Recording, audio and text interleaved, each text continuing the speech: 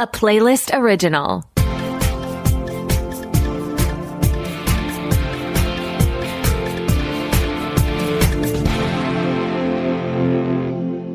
Welcome to the Pilot Podcast, where we review the pilot episodes of TV shows to answer your question, should I watch this? My name is BJ. And my name is Mitu. And this week, we're watching 911 Nashville on ABC, The Last Frontier on Apple TV, DMV on CBS, and Boots on Netflix. So stay tuned to the end to find out BJ's wildest DMV story. Ooh. Oh, okay. I'll need some That started so promising with those sounds and then ended with, I don't know if I have one. Yeah. While I think of something exciting, can you tell us what's happening in Nashville? Sure. In 911 Nashville on ABC, we have another entry in the 911 universe. Shout out to Ryan Murphy. This series follows emergency responders and is set, surprise, surprise, in Nashville, Tennessee. So me too, I guess let's start with a quick icebreaker for our listeners. Okay. Are you a regular watcher of the 911 franchise? No, I'm not. I'm not really a police or emergency responder procedural person. I like my procedurals led by a really quirky character solving mysteries. So like an Elsbeth, a Matlock. I've recently, as you know, gotten very into Watson, like kind of an odd character doing an interesting thing. But I have love for the 911 series, and it does always blow my mind to see Angela Bassett in the commercials. Like, it is so fascinating to me to see movie star Angela Bassett in this series. And she's executive producing this show. Like, she's down with the 911. Like, she's clearly such a success. I just think of her so much in context of film. But that's really all of my thoughts on 911 is I always go, wow, Angela Bassett looks beautiful, acting well as usual. I, too, am not a 911 watcher.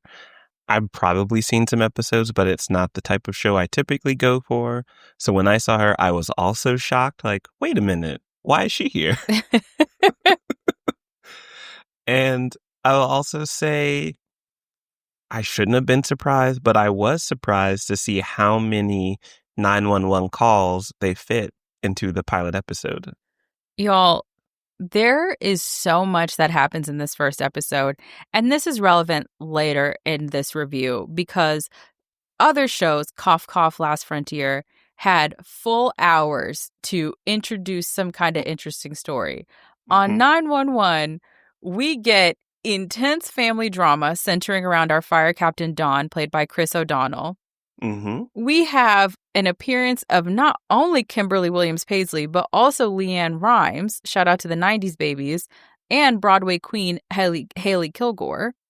We also have a bachelorette party that quite literally goes off the rails. Oof. A exotic dancer turned possible first responder.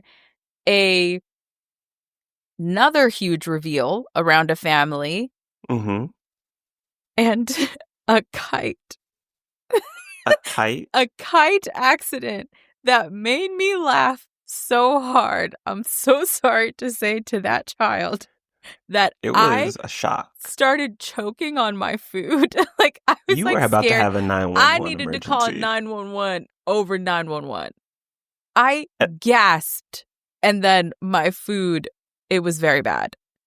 And we had a big 911 call that they start the episode with and end the episode with a Kane Brown appearance. And y'all, I'll be honest, I'm not a country music fan. Kane Brown is one of the country music singers who every now and then he has a single where I'm like, yeah, let me add that to my playlist. And I trust you for saying that because you'll tell me after which one that was. And I'm familiar with his name, I should say. So I know that's a star. It unfortunately just has not tiptoed across my universe. Well, actually, he has now through 911 Nashville. Tornado. Light spoiler. Yes, that's what I loved. Truly a light spoiler because y'all will not predict sort of how this plays out anyway. Like many of these emergency responder shows. We even saw this on The Pit on Max. There's like this big storm coming. Mm-hmm. And we don't know what's going to happen when this big storm touches down, how our team will have to respond to it, and respond they certainly needed to do. Because it was windy. So windy. And that's dangerous. I didn't even know how dangerous it could be. And so with that, do you want to continue watching the family drama, secret family members, conflicting stories? Because I don't know if you noticed, but we get two very different takes on why a big thing happens in someone's family. Some parents don't see eye to eye. Yes. Siblings don't see eye to eye. Yes. I would watch again casually. 911 Nashville has a great combination of the family drama.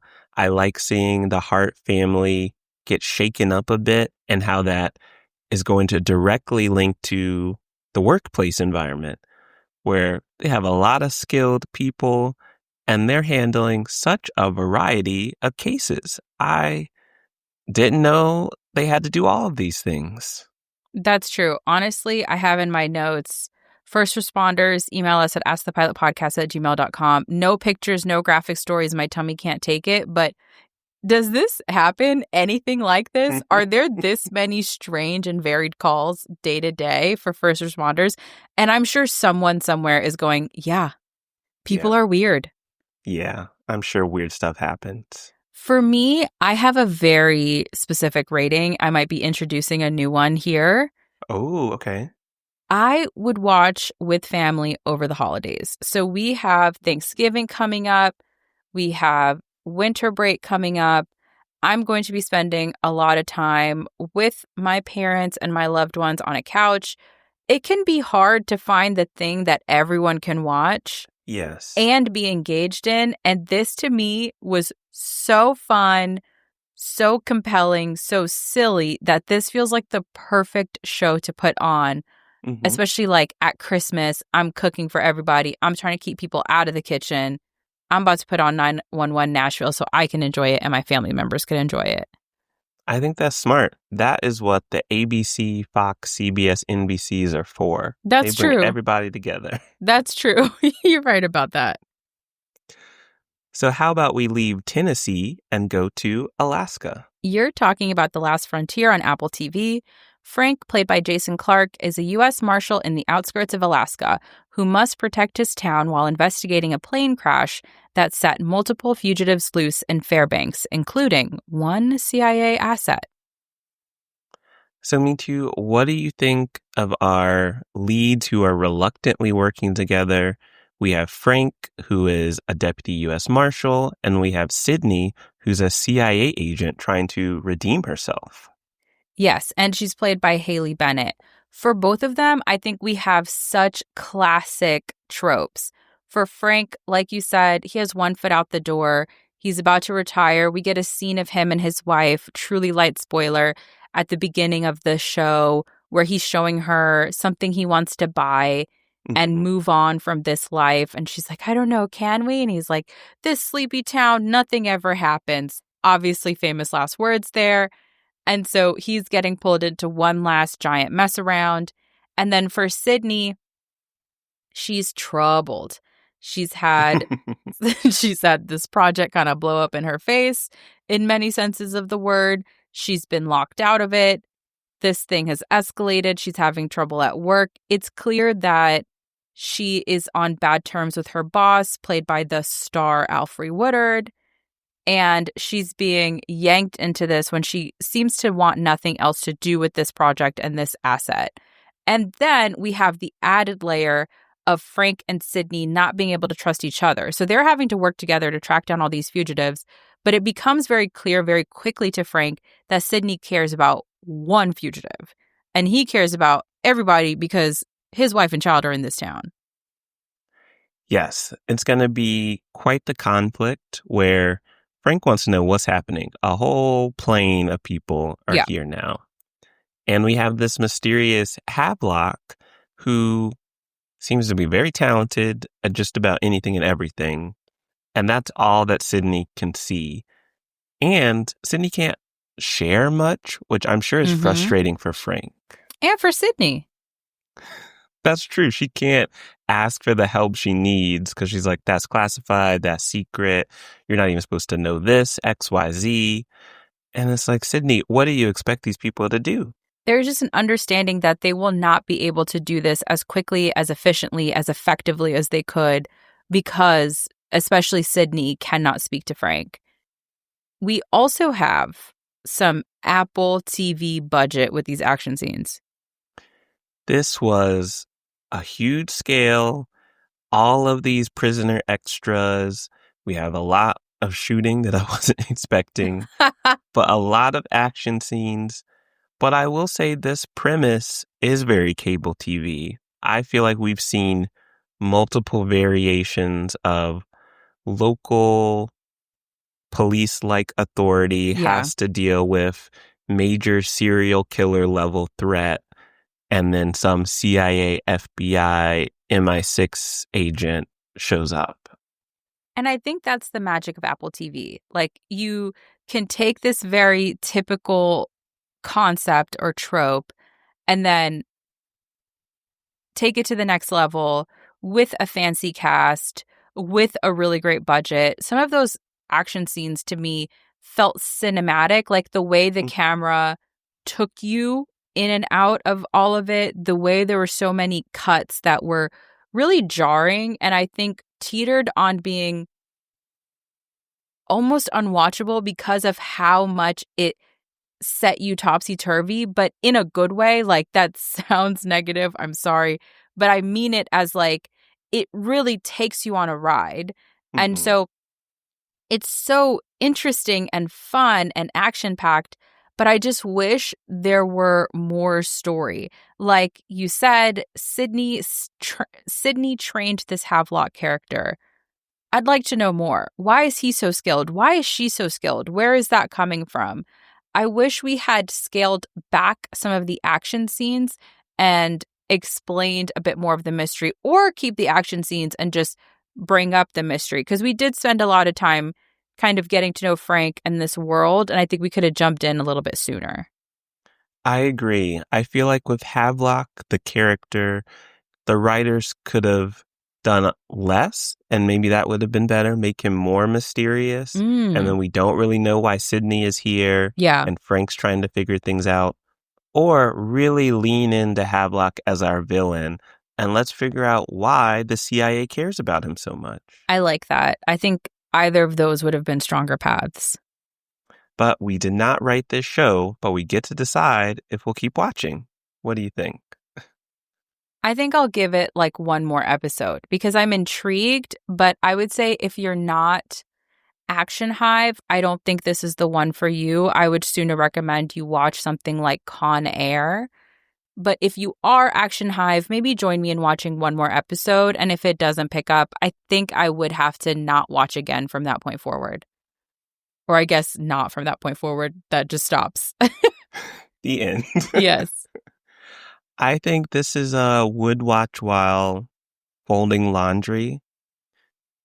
You know, I don't feel that invested in it yet, but similar to you, I want to give it some time. And maybe if the Havelock story progresses, then it would rise in my rating. That's true. There is such potential there. All right. Well, why don't you take us from Alaska to another really tough place? You're talking about the DMV, or DMV on CBS, which is a comedy set in the place everyone dreads going most, the Department of Motor Vehicles. So, me too, this is your bread and butter style of show, a workplace comedy. Exactly. My bread and butter. People like me, unlike you, who like smiling and laughter and seeing people smile and laugh and sort of happy things and bright and rainbows and you're still going. Children smiling and opening up gifts that they were really excited for and pets and just good things. So sitcoms are for people like that. And I thought there was a lot of potential with this classic workplace sitcom structure, especially in our core three that we have of Colette, played by Harriet Dyer, who is a driving examiner, and she's like perhaps a bit too kind, let's say, or hopeful. We have Vic, played by Tony Cavallero, a former bouncer / driving examiner. And then we have my favorite character, former English teacher, Greg, played by Tim Meadows. You put Tim Meadows in something, I'll give it at least one watch. And I liked their chemistry with each other, and I thought the strongest jokes were between the three of them. Yes, I think the writers know what they have with these three. They still need to do some tweaks if they want to make this rise in the ranking. Because I was really hoping this would fill that superstore void that I have in my heart. It's not on that level yet, but I do like the trio. I like that they are friendly, but with like a sibling vibe, maybe even like the uncle to niece vibe. Because Vic and Greg are very supportive of Colette. Colette is very optimistic, but also maybe a little timid. And I just see so much potential. But the rest of the cast, I feel like didn't make a cohesive setting. I liked Barbara, the branch manager played by Molly Kearney. I thought she fit, and I agree. I wish that they had done more with the rest of the cast or allowed us to really focus in on this key three and maybe like a couple funny exchanges here and there with Barbara, bring some people on later on. I feel like that worked when they did it for the paper. I thought we met a couple people and otherwise kind of focused up, and we would have benefited from that here because ultimately I think we would benefit from sharper jokes on this. This is such a stellar cast. We have some very fun Royal Pains moments in this for Royal Pains Hive. That's me. And there are a couple good lines. Like there are some things that made me laugh. Like Colette has a crush on someone and Vic and Greg are watching her attempt to mac. And I think it's Greg goes, "Do you see what I'm seeing?" Or Vic goes, "Do you see what I'm seeing?" And Greg goes, "The connection between them or the menstrual pad stuck to her skirt." So there are these moments that made me laugh, but I just wish it were funnier. I did immediately think of a superstore. I did think of a current fantastic workplace comedy, St. Denis Medical. And I just thought we could have come out the gate swinging more. But what I will say, and I know this will go into ratings, is we've had many a comedy kind of have a slower start. A lot of people don't like the first season of The Office. A lot of people don't like the first season of Parks and Rec. But in the yesteryear, you were allowed time and space to develop a show, understand what the audience needs, and adjust accordingly. And this one kind of feels like that, where maybe we're able to get some adjustments and it can pick up because I have such faith in it, given this stellar group of people and a really natural place for a comedy, which is the DMV. Like that's a comedy of errors type place. Yeah, it is tough because all of the pieces are there. And we live in an era where, I mean, that's our whole premise. We base things off the pilot. You gotta hit the ground running, especially when you're compared to streaming series that have the whole season available day one. Yeah. And this, we don't know what this first season will be like, if they will pick up the comedy. But I do like that there were some good jokes, like you mentioned. I like where the cast is going. I like the relatable office environment things. Like, there are two Kristens in the office, and they're like, well, that's hot Kristen, but she's only hot in relative to the other Kristen. And it's like funny, and you're like, yeah, we all have seen those situations where like, there's two Katies in your office. You're gonna kind of compare them. Exactly. And that's why I think the foundation is there. Like, I understand the instinct to compare it to some of the streamers and stuff. I love a 22 episode show. I love a show that just slowly reveals itself to me and I get to know that show. So I think the foundation is there for that here. I just wish this first episode were sharper. Will you keep watching to see if the following episodes are sharper? It's a sitcom with Tim Meadows, so I'm going to watch again casually. Nice. And for Comedy Hive, I think you'll just want to watch again casually. Like, you can't have sitcom set at the DMV with Tim Meadows and not be sad. I will join you, despite you and your long introduction saying why I might not enjoy this show. Okay. But I will watch again casually. Color me surprised. Okay, you don't have to be that surprised. Well, why don't you take us from one really harsh environment to another? You're talking about Boots on Netflix. In the 1990s, Cameron Cope, played by Miles Heiser, a closeted gay teenager, impulsively follows his best friend Ray, played by Liam O, into the United States Marine Corps. So, me too. What'd you think about Marine recruits going through boot camp? I thought that this show had such a surprising amount of heart. When I looked it up, it didn't surprise me that this is based on a memoir, The Pink Marine. Like, this really felt like such an intimate way to tell this story. Mm-hmm. And so much of that heart to me is in the relationships between the young men. So, of course, we have this core relationship between Cameron and Ray. And I really love that they can be these, to use such an annoying term for people, safe spaces for each other, because things are wild, things are uncertain, they're confused, they're teenagers, and this is not a place that is safe, literally, to talk about how they're feeling, let alone for Cameron as someone in the closet and for Ray as someone who is not white. They have each other to be able to share at least a little bit of what that's like. And Cameron falls so in love with the other young men and this experience of being there for each other and uplifting each other that he, as a light spoiler, has a natural out that I would have taken to leave the Marines. Well, and you would have walked out somehow. Beach, I wouldn't have walked in. But I can tell you right now, at the very least, the natural out that Cameron had, I would have taken it. But he wanted to help this other young man who everybody in their family has enlisted since the 1950s. Now, would I have encouraged that young man as I ran away to break that generational commitment that he did not sign up for? Sure, that's another way to help. That's another way to be a brother. And let his twin brother win? Yeah. And be the favorite child? You got to move on.